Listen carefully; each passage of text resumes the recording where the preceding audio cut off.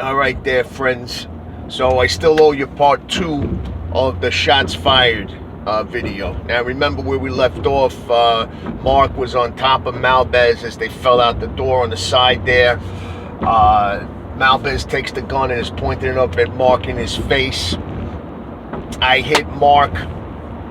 Just as the gun goes off, the bullet goes right past Mark's head and hits the kid standing behind them, which was Malbez's friend. I think I said Malbez got 6 months. He got 9 months because he did 9 because he got a year on a gun possession because no one would testify. So that's why he didn't get any attempted assault or assault on his friend, attempted murder, nothing like that. So anyway, now I hit the ground. They come up running. I go around the back of the building. Malbez chases me, and there was a beer cooler at the time behind the building. This is before we put the little extension on the back, and I ran between the beer cooler and the building, and Malbez takes a shot at me there, and it hits the beer cooler. And there was a hole there that we always, we joked about for many years to come. At that point, the back door to the club was open, and I thought I would be able to make a quick escape in there. Johnny Quinn was standing there, Mr. 1970s, and when the shot went off, Quinn closed the door on me. Now, Quinn swears he never saw me, he just heard the gunshot. I always felt that was bullshit because I made eye contact with Quinn. We were no more than 15 feet apart. So that door closed on me, and I knew Malbez was still on the other side of that beer cooler. So I come out on the far side of the beer cooler, towards the alley side of it, and the limo was there with Nunu, the Nunu group. I forgot what the name of their band was, but that was the group Nunu, yeah. They were in their limo there, and that door was open.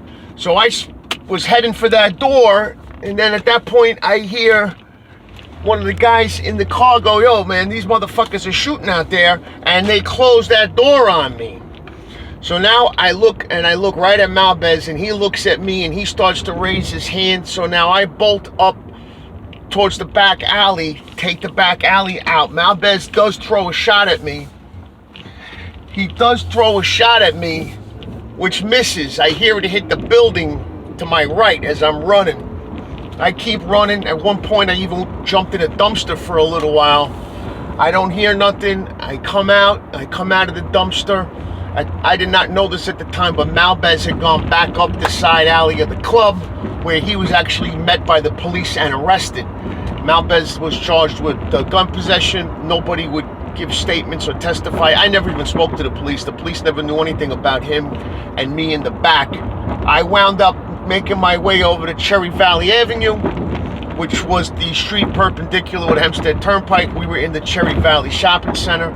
I ran across the street into a Dunkin' Donuts, where I called back to the club. Now, I had been gone for a few minutes at that time, and they were looking for me. Staff members were out looking through the alleyway for me, thinking I had been shot. But I made it back okay. When I came back, I never spoke to the cops about it. But that was one of the exciting events at Jamz. Thank God Mark was okay. He just had some powder burns in his eye. The kid that got shot, I forget his name. He wasn't a bad kid, though. He was always there. He was friends with Malbez. He got hit in the wrist, but he was okay too. And that was the end of that story, friends. So I'll be back periodically on a regular basis. Does that make sense? Periodically on a regular basis? Periodically once in a while? With some more stories between Jamz and Oz. I'm going to tell you about, like I said, how I got my start actually as a DJ back in 83, 84. All right, so everybody be good. I'll talk to you.